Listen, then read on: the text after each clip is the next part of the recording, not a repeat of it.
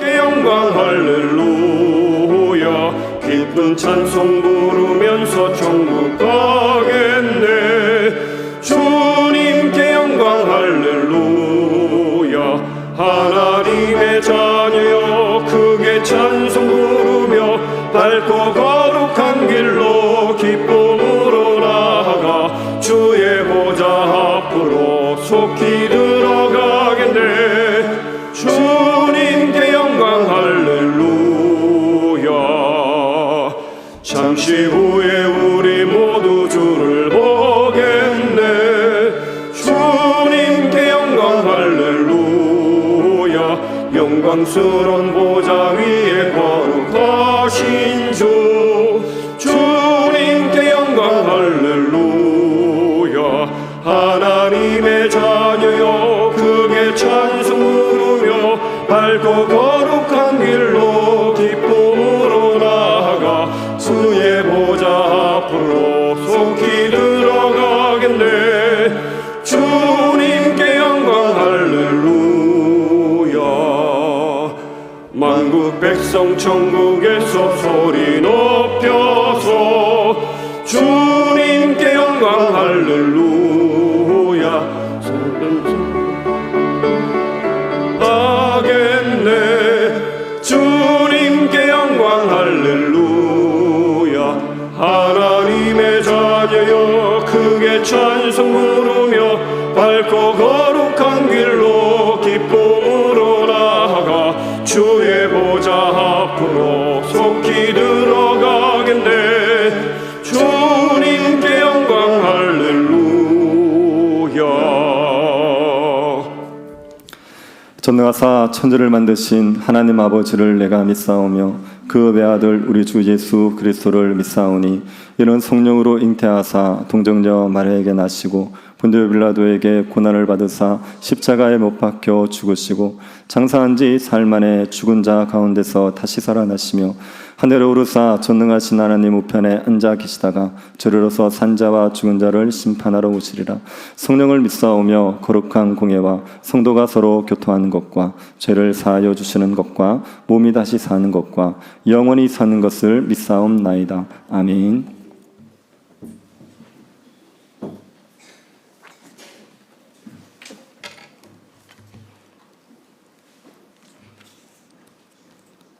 사랑의 하나님 아버지, 주님의 영성으로 저희를 지으시고 하나님의 자녀로 삼아주시고 은혜와 평강으로 축복해 주시는 하나님의 크신 은혜에 감사와 찬양과 경배를 드립니다. 오늘 거룩한 주일을 허락하여 주시고 예배의 자리로 인도해 주시니 감사드립니다. 이 시간 십자가에서 확증된 하나님의 사랑을 힘입어 예배의 자리로 나아가오니 저의 마음을 정결케 하여 주옵시고 온 마음과 정성과 뜻을 다해 하나님께서 기뻐 받으시는 예배를 드리게 하옵소서. 하나님의 얼굴을 저에게 비추어 주옵시고 하나님의 영광을 보게 하여 주셔서 상한 심령이 회복되고 구속의 은혜에 대한 감격으로 감사와 기쁨이 넘치는 성령 충만한 예배가 되게 하여 주옵소서. 사랑의 하나님 아버지, 죄와 허물로 죽은 저희를 그리스도와 함께 살리셨고 구원의 풍성한 은혜를 주셨지만 채워지지 않는 탐욕을 위해 하나님 말씀보다 자신의 속인에 옳은 대로 행하며 육체의 정욕대로 살아온 저의 죄와 허물을 용서하여 주옵소서. 내가 가진 소유나 경험을 의지하고 저희가 죄인임을 고백하지 못하는 교만한 마음으로 하나님의 통치를 거부하며 말씀에 온전히 순종하지 않고 살았던 죄를 회개합니다. 입술로만 주님을 부르며 하나님을 두려워하지 않고 같은 죄를 반복하며 형식적으로 회개했던 저의 잘못된 믿음을 용서하여 주옵소서. 이 시간 정욕과 죄악에 물든 마음을 십자가의 보혈로 깨끗이 씻어주시고 성령의 불길로 태우사 정결케 하여 주옵소서. 그리스도와 하나가 되었고 내 몸이 주님이 가시는 거룩한 성전인 것을 깨달아 알게 하셔서 정결한 마음과 생각으로 저희 몸을 거룩함으로 새롭게 하여 하나님이 기뻐하시는 거룩한 산제물로 드리는 예배자로 살아갈 수 있도록 저희의 삶을 이끌어 주옵소서. 교회의 머리가 되시는 주님, 하나님의 뜻과 섭리로 세우신 우리 교회를 지금까지 지키시고 인도해 주심을 감사드립니다. 우리 교회가 주의 말씀과 예배가 살아 움직이는 교회가 되게 하여 주옵시고 십자가의 은혜와 기쁨이 충만한 교회가 되게 하여 주옵소서. 하나님을 더 깊이 알아가기를 힘쓰며 주 안에서 하나 되기를 힘써 온전함과 진실함으로 하나님만 섬기는 교회가 되게 하여 주옵소서. 한 영혼을 천하보다 귀히 여기는 교회가 되어 주님을 알지 못하고 방황하는 이들에게 살아계신 주님을 만나는 통로가 되며 십자가 보혈의 능력으로 제 사함과 구원의 은혜가 날마다 더하여지는 교회가 되게 하여 주옵소서.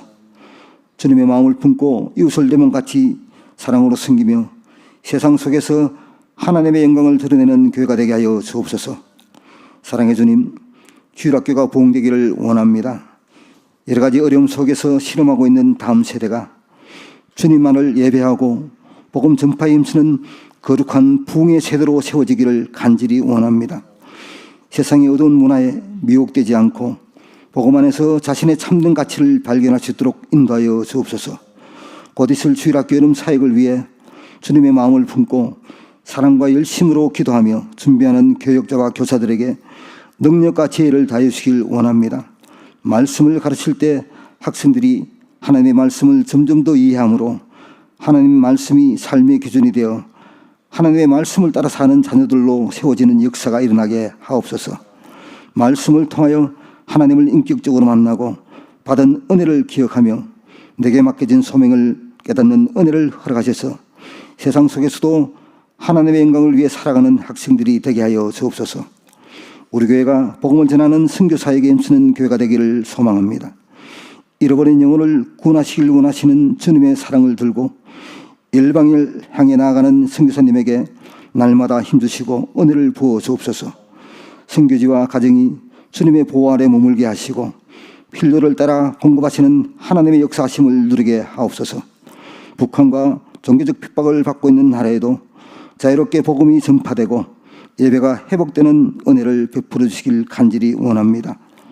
은혜의 주님, 지금 이 순간에도 질병으로 고통받는 성도와 가정이 좌절하거나 낙심하지 않고 주님의 손을 잡고 일어설 수 있도록 치유와 회복의 은혜를 베풀어 주시길 간절히 원합니다. 스스로 감당할 수 없는 질병의 고통 속에 있는 성도들의 아픔을 주님만이 아시오니 그들의 마음을 유리해 주시고 평안함을 베풀어 주옵소서. 능력의 손으로 어루만져 주시사 치유의 역사를 경험하는 은혜를 허락하여 주옵소서. 영적인 어려움과 경제적인 고통으로 실험하고 괴로워하는 성도들을 주님 지켜주시고 새 힘을 부어 주옵소서. 주 안에서 평강과 안식을 누리며 살아가도록 은혜를 베풀어 주옵소서. 무더운 날씨 속에서 연로하신 어르신들의 건강을 지켜주시고 속사람을 날마다 강건케 하여 주옵소서. 지금까지 받은 은혜를 기억하며 주님으로 인해 꿈과 소망을 가지고 주님과 함께 동행하며 참된 안식을 누리는 삶을 살아가도록 주님 축복하여 주옵소서. 우리 교회와 성도들이 주 안에서 한 마음과 한 뜻이 되어 어려운 이들을 위해 함께 기도하고 서로 사랑하고 돌보는 성도의 아름다운 연합과 교제의 기쁨이 충만하게 하셔서 천국의 기쁨을 맛보는 교회가 되게 하여 주옵소서. 이 시간 말씀을 전가하시는 목사님께 성령과 말씀으로 충만케 하여 주옵소서. 은혜와 지혜를 다해 주시고 힘과 능력을 다하여 주셔서 전하는 말씀을 통해 저희의 심령이 회복되고 상처가 치유되며 새 힘을 얻는 은혜의 시간이 되게 하여 주옵소서. 각 부서에서 말씀을 전하는 부교육자에게도 동일한 은혜를 내려 주옵소서. 예배를 위하여 헌신하는 이들의 섬김을 기뻐 받아 주옵시고 아름다운 찬양으로 하나님께 영광 돌리는 할렐루야 찬양대의 찬양을 주님 기뻐 받아 주옵소서. 이 시간 우리 예배 가운데 임재하셔서 주님 홀로 영광 받아 주실 줄 믿사옵고 은혜와 평강을 주시기 원하시는 우리 주 예수 그리스도의 이름으로 간절히 기도드리옵나이다. 아멘.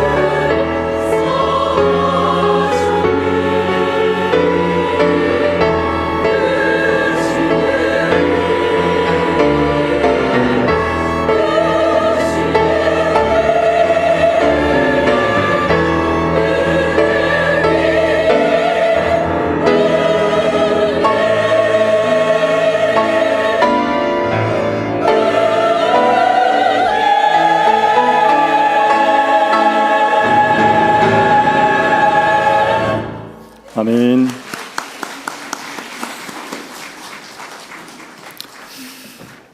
에베소서 1장 1절부터 14절 말씀입니다. 에베소서 1장 1절부터 14절 말씀 찾아서 한 절씩 교독하겠습니다.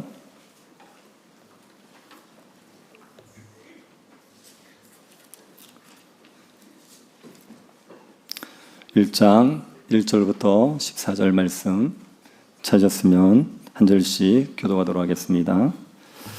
하나님의 뜻으로 말미암아 그리스도 예수의 사도된 바울은 에베소에 있는 성도들과 그리스도 예수 안에 있는 신실한 자들에게 편지하노니 하나님 우리 아버지와 주 예수 그리스도로부터 은혜와 평강이 너희에게 있을지어다. 찬송하리로다. 하나님 곧 우리 주 예수 그리스도의 아버지께서 그리스도 안에서 하늘에 속한 모든 신령한 복을 우리에게 주시되 곧 창세전에 그리스도 안에서 우리를 택하사 우리로 사랑 안에서 그 앞에 거룩하고 흠이 없게 하시려고 그 기쁘신 뜻대로 우리를 예정하사 예수 그리스도로 말미암아 자기 아들들이 되게 하셨으니 이는 그가 사랑하시는 자 안에서 우리에게 거저 주시는 바 그의 은혜의 영광을 찬송하게 하려는 것이라. 우리는 그리스도 안에서 그의 은혜의 풍성함을 따라 그의 피로 말미암아 속량 곧 죄사함을 받았느니라. 이는 그가 모든 지혜와 총명을 우리에게 넘치게 하사 그 뜻의 비밀을 우리에게 알리신 것이요 그의 기뻐하심을 따라 그리스도 안에서 때가 찬 경륜을 위하여 예정하신 것이니 하늘에 있는 것이나 땅에 있는 것이 다 그리스도 안에서 통일되게 하려 하심이라. 모든 일을 그의 뜻대로 그의 뜻의 결정대로 일하시는 이의 계획을 따라 우리가 예정을 입어 그 안에서 기업이 되었으니 이는 우리가 그리스도 안에서 전부터 바라던 그의 영광의 찬송이 되게 하려 하심이라. 그 안에서 너희도 진리의 말씀 곧 너희의 구원의 복음을 듣고 그 안에서 또한 믿어 약속의 성령으로 인치심을 받았으니 이는 우리 기업의 보증이 되사 그 얻으신 것을 속량하시고 그의 영광을 찬송하게 하려 하심이라. 아멘. 성도들 중에 교회를 굉장히 귀하게 여기는 성도들이 있습니다. 교회를 위해서 헌신적으로 봉사를 하시면서도 자기는 별로 한 일이 없다는 겁니다. 그리고 더 열심히 섬기지 못해서 죄송합니다. 그런 말씀을 하십니다. 교회 일 때문에 직장의 일에 영향을 받으시는 분도 있습니다. 직장 일도 너무 바쁘고 분주한데 교회 일을 하시면서 직장 일에 방해가 되는데도 불구하고 교회 일을 열심히 하시는 분들이 있지요.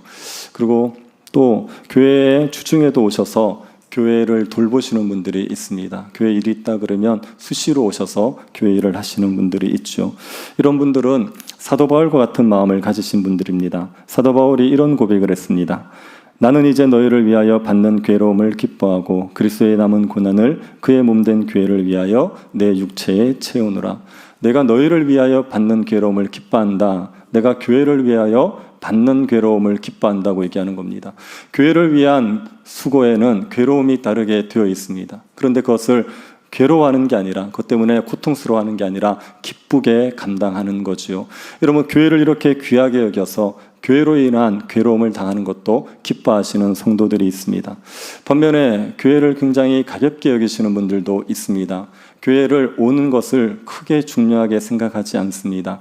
별일이 없으면 교회를 오는 거고 내가 일이 있으면 교회를 못 오는 거다. 그렇게 생각하시는 분들이 있죠. 교회를 떠날 때도 교회 떠나는 것에 대해서 별로 아쉬워하지도 않습니다. 그냥 내 상황이 안 되면 얼마든지 교회를 떠날 수 있는 거 아니냐 그렇게 생각을 하는 겁니다.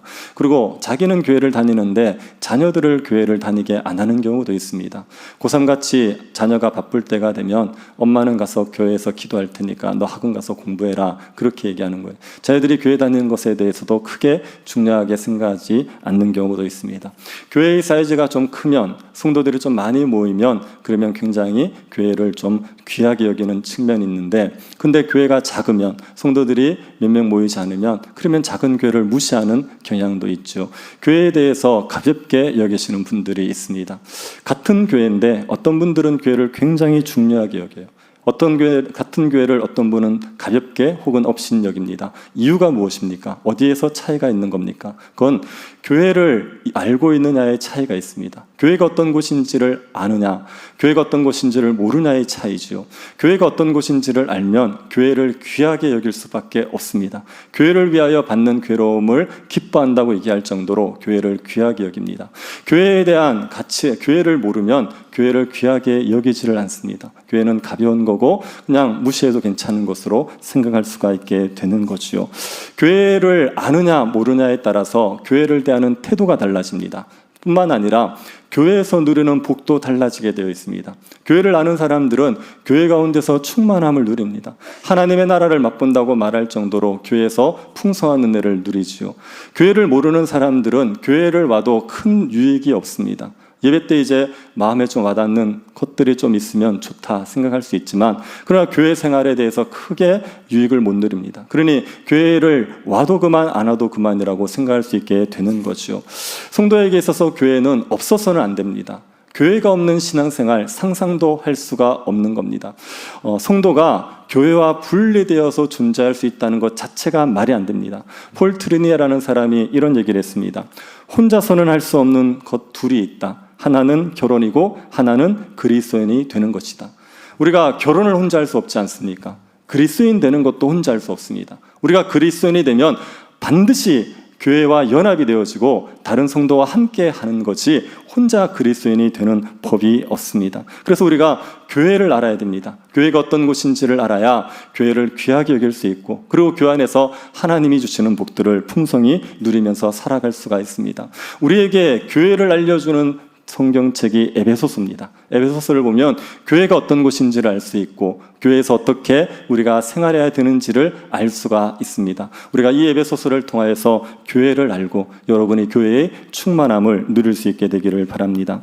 에베소서는 바울이 에베소에 쓴 편지지요. 바울이 에베소에 무슨 문제가 있어서 이 편지를 쓴 건 아닙니다.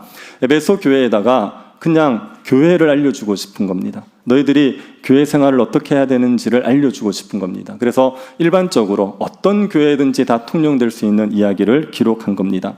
바울이 에베소를 쓸 때 기대하는 바가 있습니다. 그것은 성도들이 은혜와 평강을 누리기를 바라는 겁니다. 1, 2절 한번 보십시오. 하나님의 뜻으로 말미암아 그리스도 예수의 사도된 바울은 에베소에 있는 성도들과 그리스도 예수 안에 있는 신실한 자들에게 편지하노니 하나님 우리 아버지와 주 예수 그리스도로부터 은혜와 평강이 너희에게 있을지어다. 바울이 성도들에게 바라는 게 뭐냐면 은혜와 평강이 있기를 바라는 거죠. 평강이라는 건 모든 사람들이 다 누리고 싶어 하는 겁니다. 돈을 열심히 버는 사람들 있지 않습니까? 그 사람들이 누리고 싶은 게 평강입니다. 열심히 세상에서 성공하고 싶어서 발버둥 치는 사람, 그 사람들이 누리고 싶은 게 평강입니다. 사람들에게 인정받고 인기를 얻고 사람들에게 알아주는 지위에 오르고 싶은 사람들, 그 사람들이 누리고 싶은 게 평강이에요. 평강이라는 건 모든 사람이 누리고 싶은 굉장히 복된 상태입니다. 그런데 그 평강이라는 건 어떻게 우리에게 주어집니까? 은혜를 통하여서 주어지는 거예요. 은혜를 받으면 평강이 우리에게 임하게 되는 거지요. 그런데 그 은혜는 어디에서 옵니까? 하나님과 예수 그리스도에게서 오게 되어 있습니다. 하나님이 예수 그리스도를 통하여서 우리에게 은혜와 평강을 주시게 되는 거죠. 다른 곳에서 은혜와 평강이 오지 않고 하나님과 예수 그리스도, 하나님이 그리스도를 통하여서 우리에게 은혜와 평강을 주시는 겁니다. 에베소서를 우리가 잘 이해하고 이 말씀들을 우리가 잘 받아들이면 우리에게 은혜와 평강이 넘치게 되어 있습니다. 여러분이 이 에베소서의 말씀을 잘 믿음으로 받아들이셔서 하나님이 주시는 은혜와 평강, 이 성도만이 누릴 수 있는 이 복들을 마음껏 누릴 수 있게 되기를 축복합니다. 여러분이 그 복을 누리시기 위해서 말씀을 들을 때 이 말씀을 사람의 말로 듣지 마시고 하나님의 말씀으로 들으셔야 됩니다. 하나님께서 주시는 메시지라고 받아들이시면 됩니다. 바울이 자기를 소개할 때 뭐라고 소개했지요? 하나님의 뜻에 따라 그 예수 그리스도의 사도된 바울이라고 얘기했습니다. 바울은 예수 그리스도의 사도로서 이 편지를 쓰고 있는 거예요. 지금 바울이 자기 생각을 쓰고 있는 게 아닙니다. 이거는 하나님에게 받은 계시, 예수 그리스도에게 받은 계시, 하나님의 말씀을 쓰고 있는 거예요. 그래서 이 말씀은 하나님의 말씀이죠. 이 말씀을 하나님의 말씀으로 받으시면 됩니다. 하나님의 말씀이라고 믿고 그대로 받아들이면 그러면 은혜와 평강을 누리는 거죠. 여러분, 에베소서의 말씀을 하나님의 말씀으로 받을 수 있는 사람들이 성도입니다. 그분들이 신실한 자들입니다. 성도는 곧 신실한 자들이에요.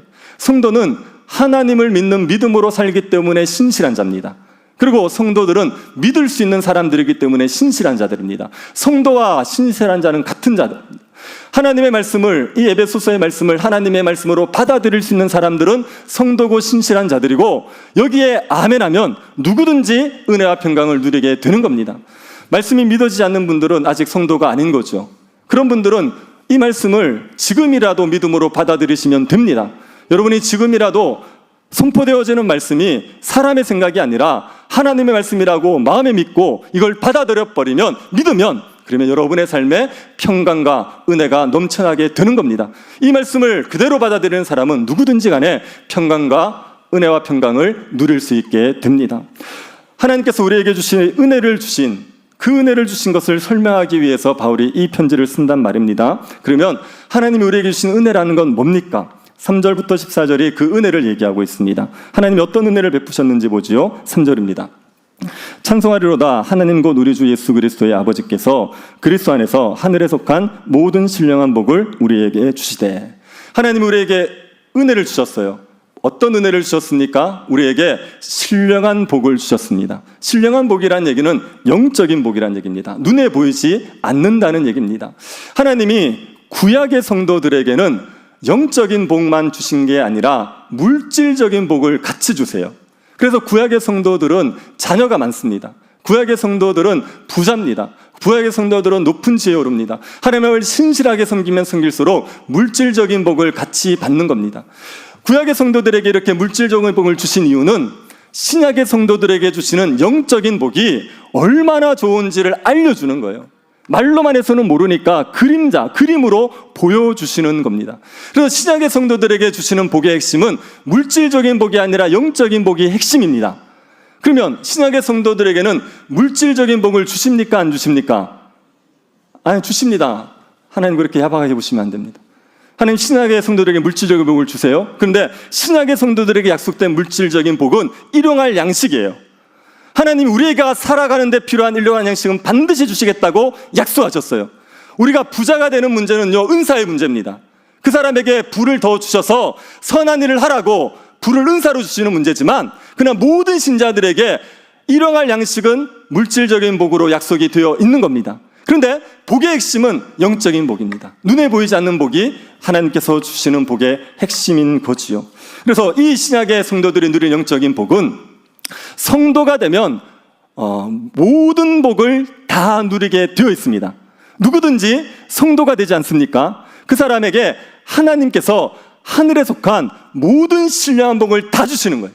그래서 예수를 믿을 때 받는 복과 예수를 믿은 지 오래된 사람이 받는 영적인 복의 차이가 있는 게 아니라 같아요. 같은데 누리는 정도가 다를 뿐입니다.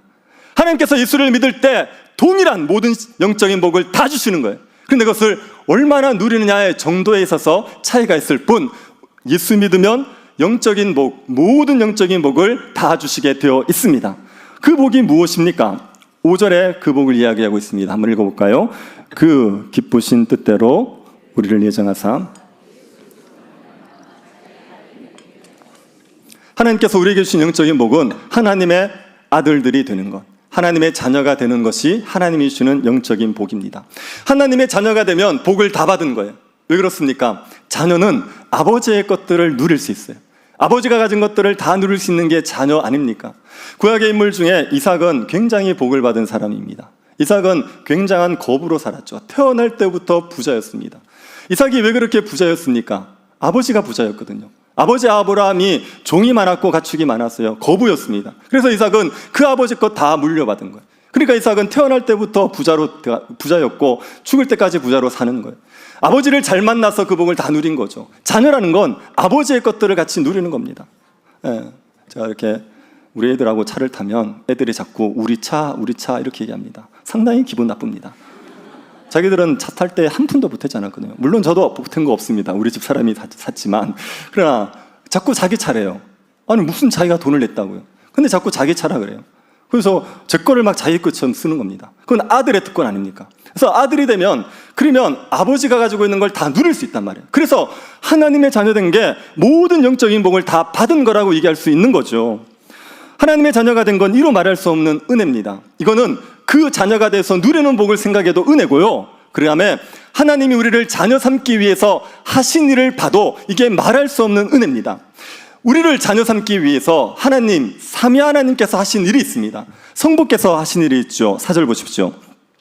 곧 창세전에 그리스도 안에서 우리를 택하사 우리로 사랑 안에서 그 앞에 거룩하고 흠이 없게 하시려고. 하나님이 우리를 창세전에 택하셨어. 성부가 우리를 창세전에 택하셨습니다. 창세전에 택했다는 얘기는 우리가 존재하기 전에 택했다는 얘기 아닙니까? 그 말은 우리의 어떠함을 보고 택한 게 아니라는 거예요. 우리가 어떤 존재인지를 보고 우리가 어떤 행동을 했는지를 보고 택한 게 아니라는 겁니다. 그저 우리의 존재 자체를 사랑하셔서 택하셨다는 얘기예요. 우리가 아무것도 안 했는데, 우리가 아무 예쁜 짓을 안 했는데, 그런데도 우리의 존재 그 자체를 사랑하셨다는 게 창세전에 우리를 택하셨다는 말입니다. 사람은 사랑할 이유가 없는데 사랑해주지 않아요. 사랑할 만한 이유가 있으니까 사랑해주는 겁니다. 저는 가수 중에 이선희를 좋아합니다. 제가 이선희를 좋아하는 이유는 노래를 너무 잘해요. 저만큼 해요. 죄송합니다. 망발을 해서 죄송합니다. 너무 노래를 잘하니까 좋아하는 거예요. 우리는 손흥민을 좋아하죠. 왜 좋아합니까? 축구를 잘하잖아요. 얼마나 축구를 잘합니까? 국가대표로서 얼마나 축구를 해서 우리나라에게 좋은 성과를 안겨줬습니까? 여러분, 여성분들 강동원을 좋아하죠. 왜 좋아합니까? 잘생겨서 그런 거 아닙니까? 강동원이 못생겼는데도 좋아하시겠습니까? 우리는 사랑해야 될 이유가 있으니까 사랑하는 거예요. 근데 하나님은 그렇지 않아요. 우리의 조건을 보고 사랑한 게 아니라 그저 우리의 존재 그 자체를 사랑하셨다는 거예요. 우리가 아무 선도 안 행했는데, 우리가 하나님 앞에 예쁜 짓을 하나도 안 했는데, 근데 우리를 창세전에 하나님의 자녀로 택하시기로 예정하셔서 그래서 우리를 자녀로 삼아 주신 거죠. 이게 은혜인 겁니다. 여러분, 하나님의 예정을 믿으십시오. 하나님이 여러분이 예쁜 짓을 안 했을 때 이미 그때도 하나님 여러분을 사랑하기로 작정하셨다는 걸 믿으세요. 그러면 지금은 여러분이 예쁜 짓을 해야 사랑합니까? 예쁜 짓을 안 해도 사랑합니까? 따라하십시오. 예쁜 짓을 안 해도 사랑한다. 네, 믿으세요. 네, 원래 여러분 예쁘지 않았어요. 네. 그런데도 하나님 여러분 예정하셨단 말입니다. 그렇기 때문에 그 하나님의 예정 자체가 우리에게 말할 수 없는 은혜죠. 우리 존재를 우리가 아는데, 우리 같은 자들을 아무 조건 없이 그 존재를 사랑하셔서 우리를 자녀 삼기로 예정하셨다는 게 얼마나 은혜입니까? 근데 그 하나님이 우리를 자녀로 삼으실 때 목적이 있습니다. 어떤 목적입니까? 4절 하반절 보십시오. 거룩하고 흠이 없게 하시려고. 우리를 자녀 삼았는데 왜 자녀 삼았느냐? 거룩하고 흠 없는 존재가 되게 하기 위해서. 우리는 죄와 허물이 너무 많아요. 우리의 죄와 허물들은 이루 말할 수 없이 많습니다. 그런 우리를 하나님께서 택하셔서, 자녀로 택하셔서 거룩하고 흠없는 존재, 예수를 닮은 존재, 하나님의 성품을 닮은 존재로 만들어 가시기 위해 우리를 택해 주셨단 말입니다. 우리를 이렇게 근사한 존재가 되게 하시겠다고 하시는 게 얼마나 큰 은혜입니까? 여러분은 어떤 걸 원하십니까? 여러분이 명품을 걸치는 사람이 되기를 원하십니까? 여러분이 명품이 되기를 원하십니까? 여러분의 마음을 솔직하게 대변하면 여러분은 명품을 걸치는 명품이 되고 싶습니다. 맞죠? 둘 다 놓치고 싶지 않죠. 우리에게는 명품이 되고 싶은, 우리가 정말 근사한 사람이 되고 싶은 마음이 있어요. 여러분은 자녀가 여러분에게 열받겠을 때, 그때 승질을 내고 애를 두들겨 패고 나면 속이 시원하십니까? 오늘도 한 건 했다, 이런 느낌입니까? 그때 마음이 자기감이 들지 않습니까? 내가 좀 더 참았어야 되는데, 내가 더 온유하게 애들을 훈육해 했어야 되는데 라는 생각이 들지 않습니까? 누가 여러분에게 욕을 했어요. 여러분이 욕을 했을 때, 여러분이 욕으로 받아치고 나면 마음에 기쁨이 있습니까? 축복해 줬을 때 기쁨이 있습니까? 하여튼 그럴 겁니다. 욕을 하면은 속은 싫어할 수 있지만 그것 때문에 기쁘진 않을걸요. 신자가 그러면 안 된다는 거 알아요. 우리는 욕을 욕으로 받아치지 아니하고 욕을 했을 때 축복해야 된다는 걸 알아요. 그런 존재가 되고 싶은데 그게 안 될 때 자기감이 드는 거 아닙니까? 그런데 우리가 그런 존재로 하나님께서 만드시겠다고, 우리를 거룩하고 흠없는 존재로 빚어가시겠다고 우리를 택하셨단 말입니다. 지금은 우리가 얼마나 엉망입니까? 지금 우리가 죄와 허물이 너무나도 많아요. 예수를 믿었는데도 불구하고. 그런데도 우리를 빚어내셔서, 우리를 다듬어내셔서 거룩하고 흠없는 존재로 만들어 가시겠다고 우리를 자녀로 삼으셨단 말입니다. 하나님, 우리가 죄와 허물이 있는 상태에서 사랑하시지만 그대로 내버려두지 않으세요. 그대로 내버려두지 않으시고 우리를 거룩하고 흠없는 존재로 빚어 가시는 분입니다. 그게 우리에게 베푸신 은혜예요. 그런데 그 거룩하고 흠없는 존재로 만들어 가실 때 하나님께서 어떤 방식으로요? 사랑 안에서. 이게 무슨 말인지 아십니까? 사랑 안에서는 말이 이게 징벌의 방식이 아니라 사랑으로 이끄는 방식이란 말입니다. 하나님께서 징벌하시는 방식으로 우리를 거룩하고 흠없게 만들어 가시면 우리가 거룩한 척 할 겁니다. 여러분이 욕을 했는데 입에 병이 생겨버립니다. 도둑질을 하면 손가락이 부러져 버립니다. 주일날 예배 빼먹고 놀러 가면 다리가 부러져요. 그러면 여러분이 거룩한 척을 하겠죠. 그런데 그렇게 해서는 거룩하게 되지 않아요. 하지만 하나님이 우리를 어떻게 하시냐 하면 우리가 죄와 허물이 많은데 거룩하고 흠없는 존재가 아닌데 우리를 아무 조건 없이 끊임없이 사랑해 주시는 거예요. 마치 아무 죄도 짓지 않은 존재처럼, 완전히 의로운 존재처럼 하나님께서 끊임없이 사랑해 주시는 거예요. 그 사랑을 받으면, 자꾸 사랑을 받으면 우리가 거룩을 사모합니다. 하나님의 영광을 사모합니다. 그래서 점점 거룩하고 흠없는 존재로 빚어지게 되는 거죠. 우리를 사랑 안에서 거룩하고 흠없는 존재로 만들어 주시는 겁니다. 이게 하나님, 성부 하나님께서 우리에게 베푸시는 은혜입니다. 성자께서도 우리에게 은혜를 베푸셨죠. 7절 보십시오. 우리는 그리스도 안에서 그의 은혜의 풍성함을 따라 그의 피로 말미암아 속량 곧 죄사함을 받았느니라. 하나님께서 그리스도를 우리를 위해서 십자가에 죽이심으로 우리의 죄를 사해 주신 거예요. 우리가 아들 되기 위해서 반드시 제거돼야 되는 게 죄입니다. 죄가 제거되지 않고는 하나님의 아들 될 수가 없어요.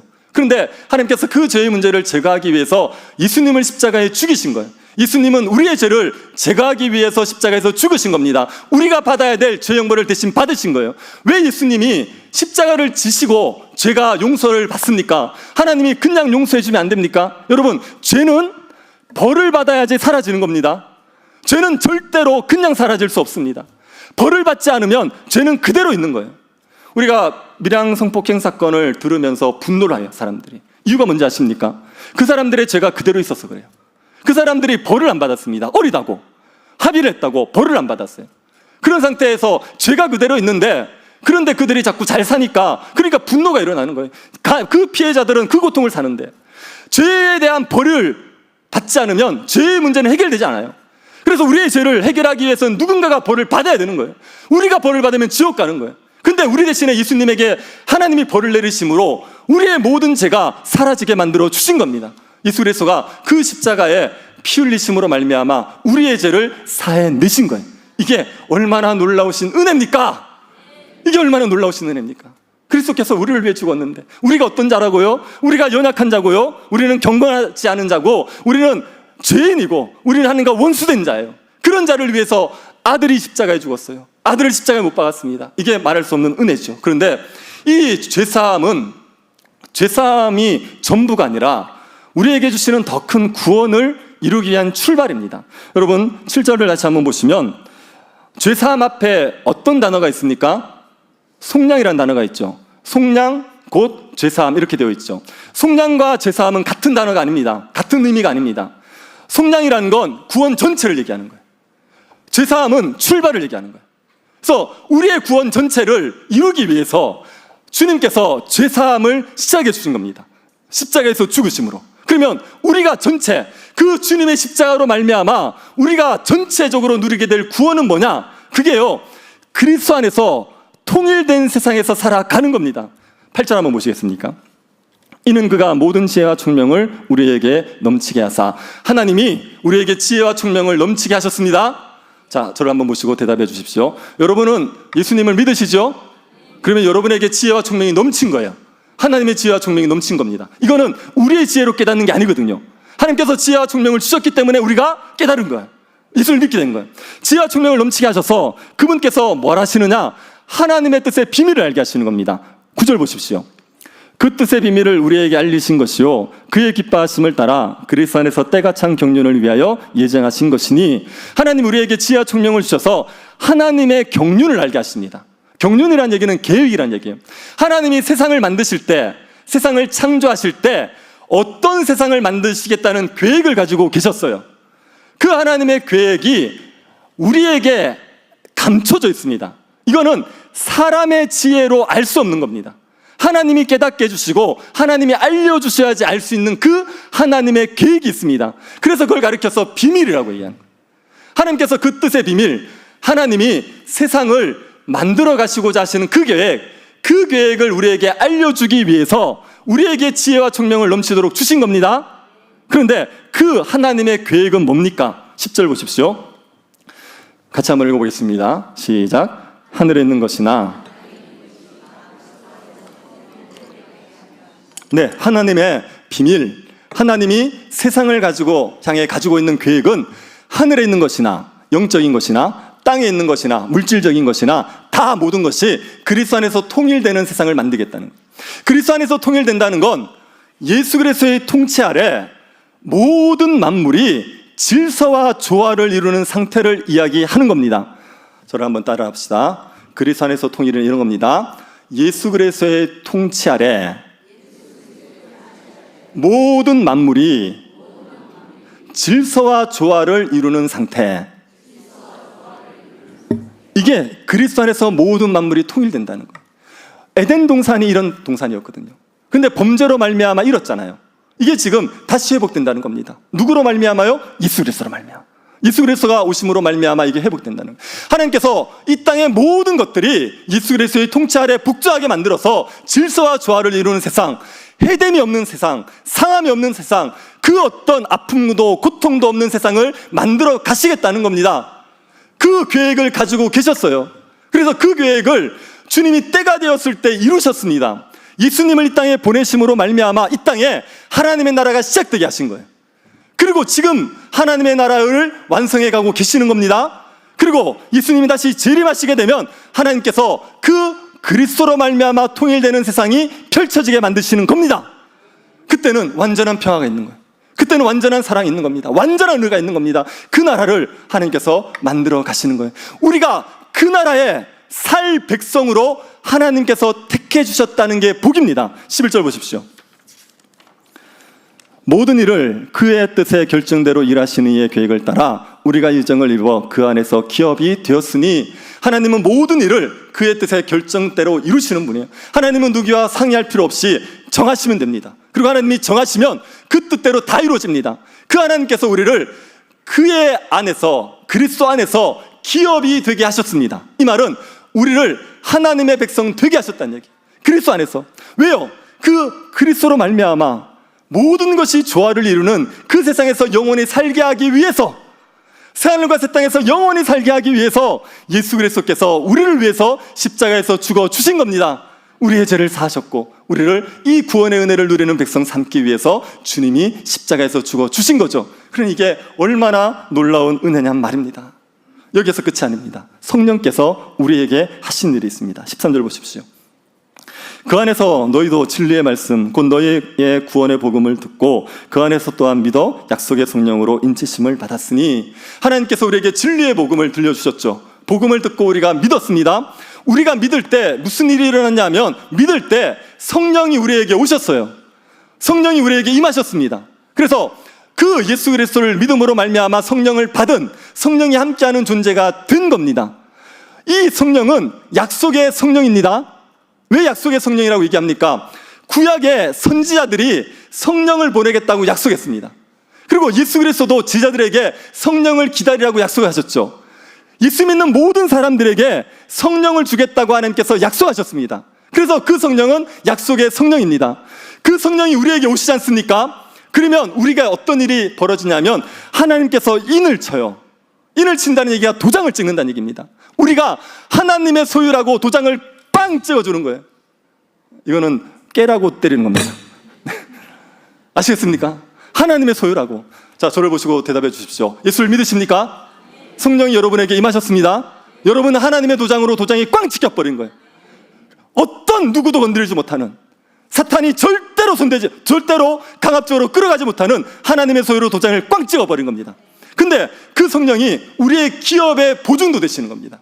기업의 보증이라는 얘기는 우리가 얻게 될 새하늘과 새 땅, 거기에 반드시 들어가는 확증을 주신다는 얘기예요. 그래서 성령 받은 사람은 반드시 새하늘과 새 땅에 들어가게 되어 있습니다. 성령 받은 사람들에게 일어나는 구원을 제가 시간 순서대로 얘기하면 이렇습니다. 성령을 딱 받아요. 그러면 그 즉시 우리는 하나님 나라 백성이 되는 겁니다.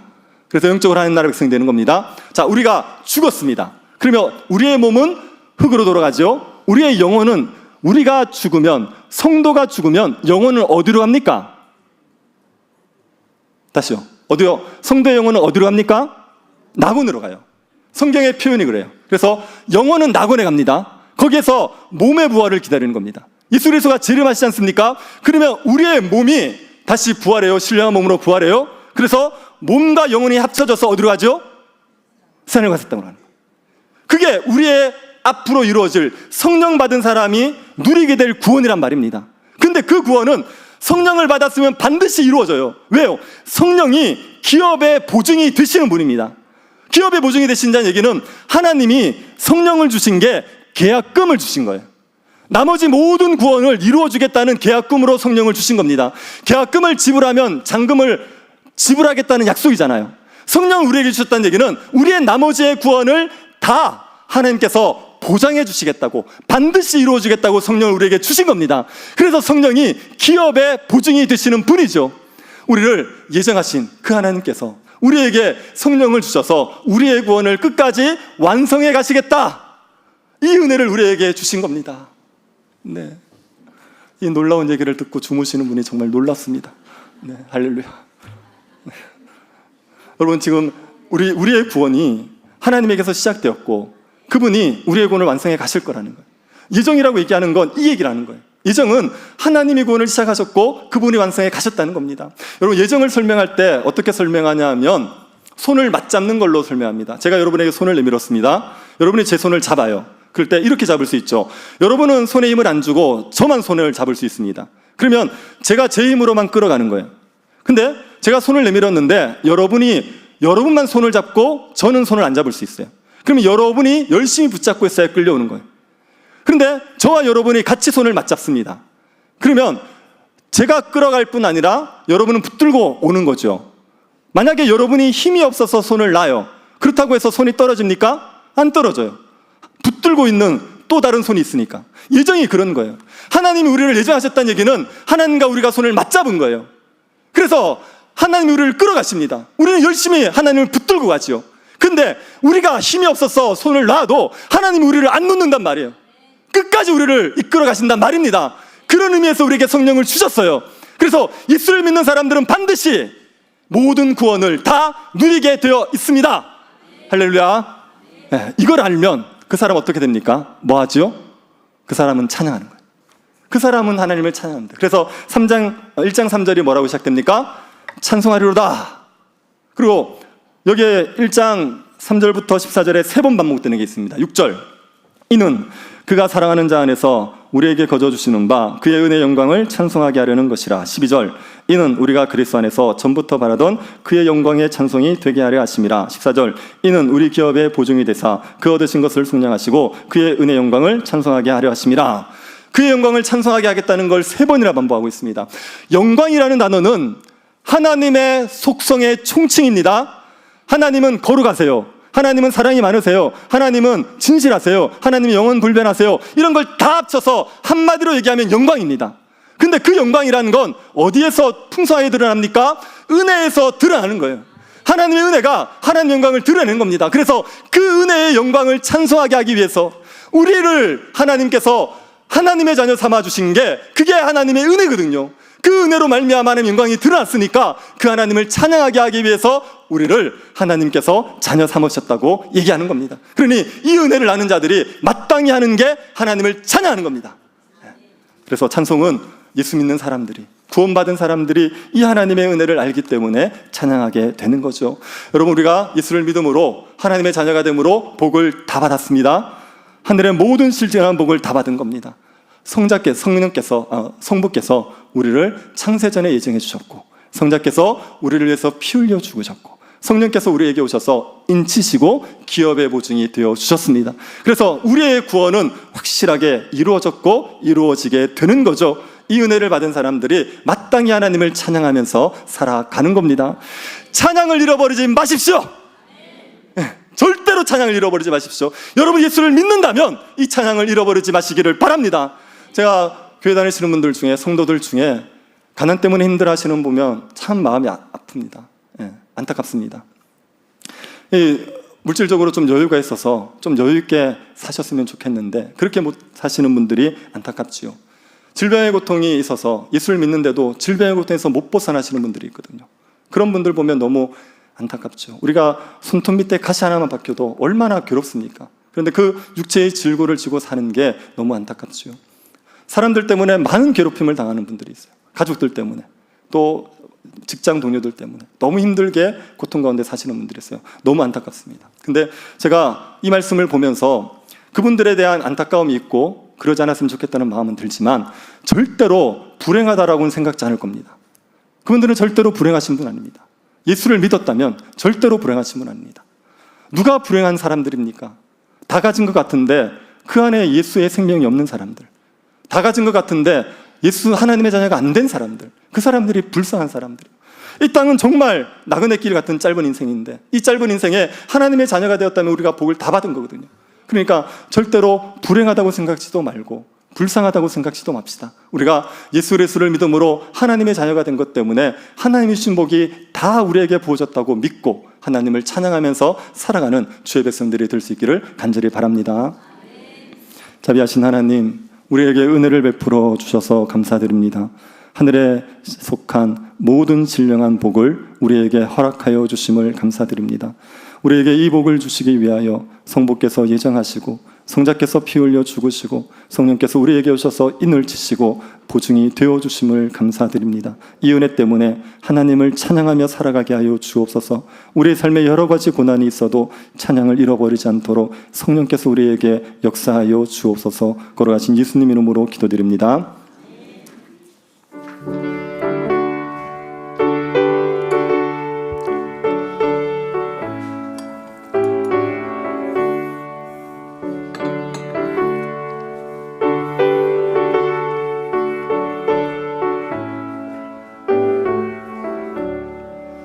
그 크신 하나님의 사랑 말로 다 경영 못하네. 저 높고 높은 별을 넘어 이 낮고 낮은 땅 위에 죄범한 영혼 구하려 그 아들 보내사 화목제물 삼으시고 죄 용서하셨네. 하나님 계신 사랑이 증량다 못하네. 영원히 변치 않는 사랑 성도여 찬양하세. 괴로운 시절 지나가고 땅 위에 영화쇠할 때 주 믿지 않던 영혼들은 큰 소리 외쳐 울어도 주 믿는 성도들에게 큰 사랑 내고사 우리의 죄 사했으니 그 은혜 잊을까. 하나님 계신 사랑은 증량다 못하네. 영원히 변치 않는 사랑 성도여 찬양하세. 하늘을 두루마리 삼고 바다를 먹물 삼아도 한없는 하나님의 사랑 가기로 갈 수 없겠네. 하나님의 크신 사랑 그 어찌 났을까. 저 하늘 높이 쌓아도 채우지 못하리. 하나님 계신 사랑은 증량다 못하네.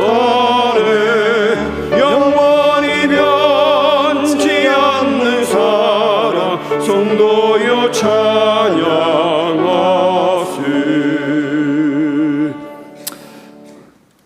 하나님께서 우리에게 지난 반년의 세월 동안 풍성한 은혜를 베풀어 주심을 감사드립니다.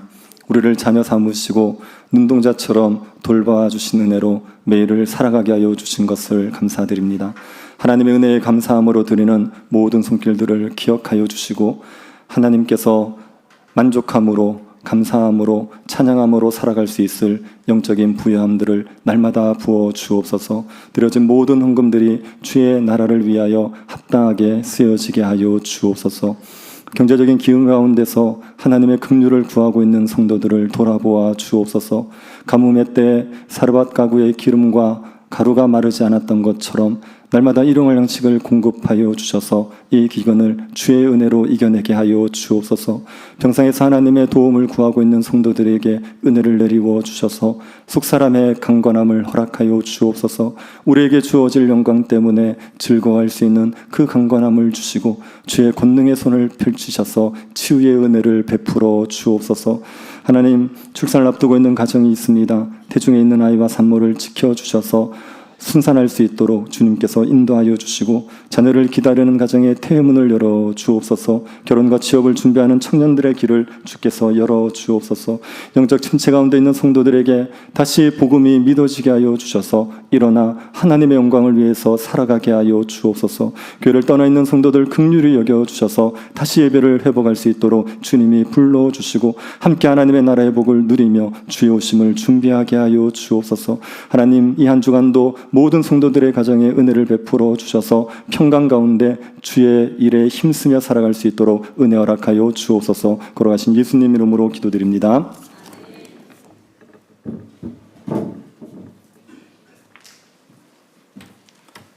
새로 오신 분이나 예행 중에 오신 분들을 환영합니다. 제가족 등을 하실 분은 교육자에게 말씀해 주시기 바랍니다. 교회 소식입니다. 오늘은 맥주 감사주일로 지키고 있습니다. 지금 예배 후에 정기 제재계로 모이겠습니다. 다음 주 오후 예배는 교육위원회 헌신 예배로 드립니다. 순서를 맡으신 분은 주보를 참조하셔서 준비해 주시기 바랍니다. 주일학교 이름 사역이 시작됩니다. 주제는 이마고데이 하니까 하나님의 형상입니다. 영아부부터 시작해서 중고등부 청년의 연합회까지 27일부터 30일까지 있습니다. 이를 위해서 많은 기도를 부탁드립니다. 주일학교 이름 사역을 위한 특별 금요기도가 있습니다. 이번 주 12일 날 본당에서 금요기도를 모이겠습니다. 세가족위원회 모임입니다. 오늘 예배 후에 목양실에서 있습니다. 전도의 리더 모임은 없습니다. 다시 배우는 기쁨 강좌가 있습니다. 신청하신 분들은 12시 30분까지 목양실로 오시면 됩니다. 교우 소식입니다. 유경진, 강준아, 강인아, 이종은, 최지 씨가 저번 주에 등록하셨습니다. 아름다운 성도의 교제를 함께 나누시기 바랍니다.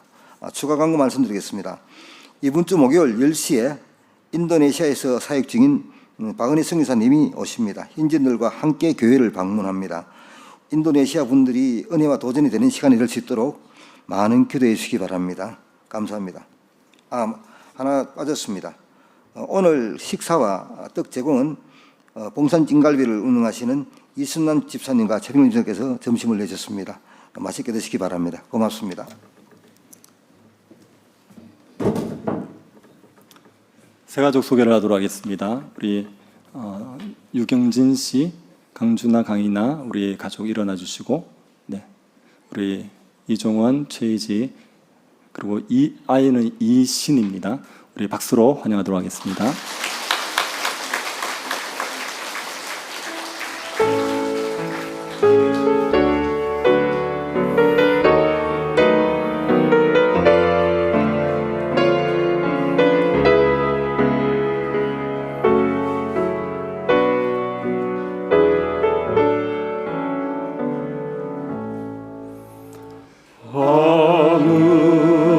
하늘에 계신 아버지 이름 거룩하사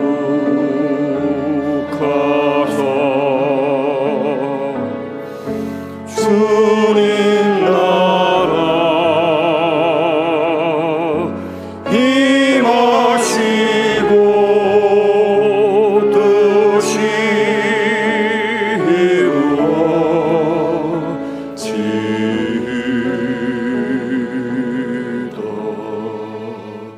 일용할